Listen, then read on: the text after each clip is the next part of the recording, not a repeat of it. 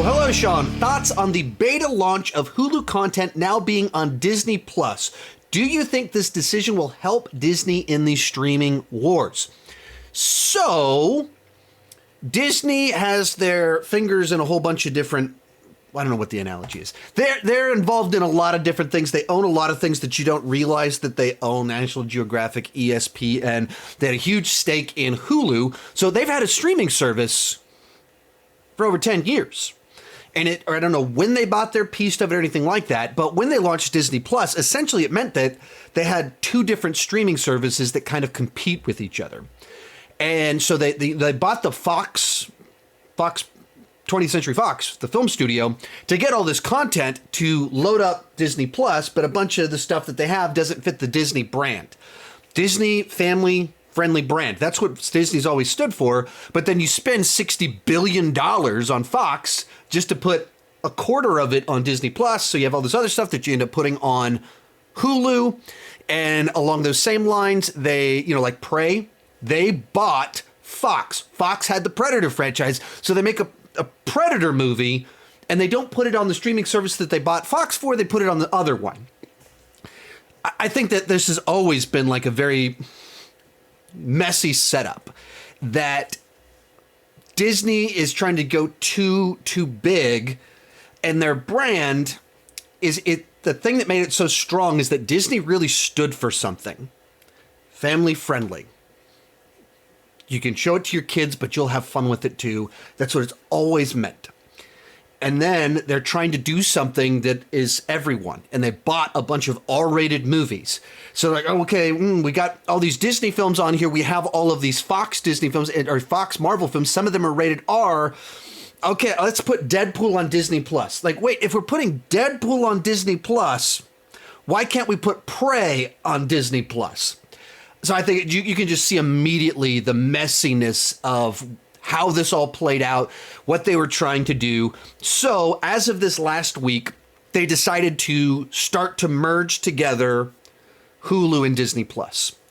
So if you've headed far enough down this path that you've invested so much money, why would you have two streaming services when you can just do one? So let's start to merge the Hulu content into Disney Plus. And so Disney Plus is this all-in-one massive streaming service that has all kinds of stuff on it for all different demographics. There's a logic to that makes a lot of sense. As I've said kind of all along the way, I don't think it's wise for Disney to dilute what the Disney brand stands for. Disney stands for something, and it has for a long time. And now that brand identity is getting lost because we're throwing Deadpool on there and we're going to throw all this other content on there that's not really what Disney stands for. I don't think that's a good idea.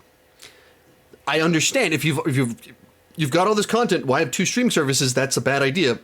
But that's why the fault in what they did all along is that they committed to something that was beyond the Disney brand. It didn't all fit in the package. So to make that a reasonable purchase, you have to put more things in there, expand what Disney stands for. And at a certain point in time, Disney stops standing for anything.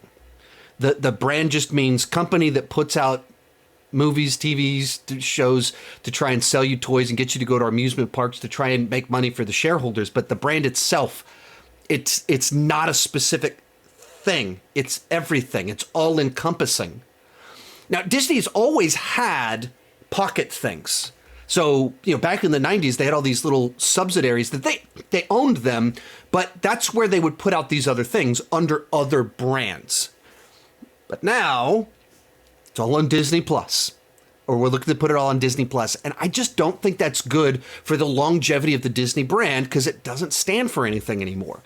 Is it like as someone that has had Hulu for 10 years and has Disney Plus since it first came out, it's more convenient for me to have it all in one place. That's better for me, but is it better for the brand's longevity? I don't think so. I think Disney should stand for something, and it doesn't anymore. It's just getting completely lost in these desperate attempts to raise the stock price by acquiring so many different brands and doing so many different things. what does Disney stand for if all of this is Disney? It just means we're a media company. We make stuff for people. Okay, well, that's pretty generic now, and it doesn't have a brand identity. So in that regard, I don't think it's a good idea. It's more convenient to have all of it in one place. But even that's confusing. So so like right now I have the Stars upgrade for Disney Plus. Excuse me, for Hulu. I saw they integrated, so I went to the Hulu menu on Disney Plus to watch something that I would have on Hulu because I have it through the Stars add-on because I'm watching it for all these movies I need to watch for the end of the year. It was a Joyride, and it's not on there. So I still have to use Hulu. I'm still using Hulu, even though you're putting Hulu on Disney Plus. So it's just beta. Not everything's over there. And it says that in the email they sent. It says it's not all on there yet. But, I mean, even as is, there's some things to it that are kind of, come on. But I don't think it's good for the brand's longevity to have it all under the Disney banner. Most of these clips are pulled from my weekly Patreon live stream. Join at any level and you can join the chat and ask all the questions you want. That's for as little as $2 per month. For $5 per month, you can get your name on my end card. For $25 per month, you can have a monthly video chat with me. Link is in the description for more details, and keep talking movies and TV too much.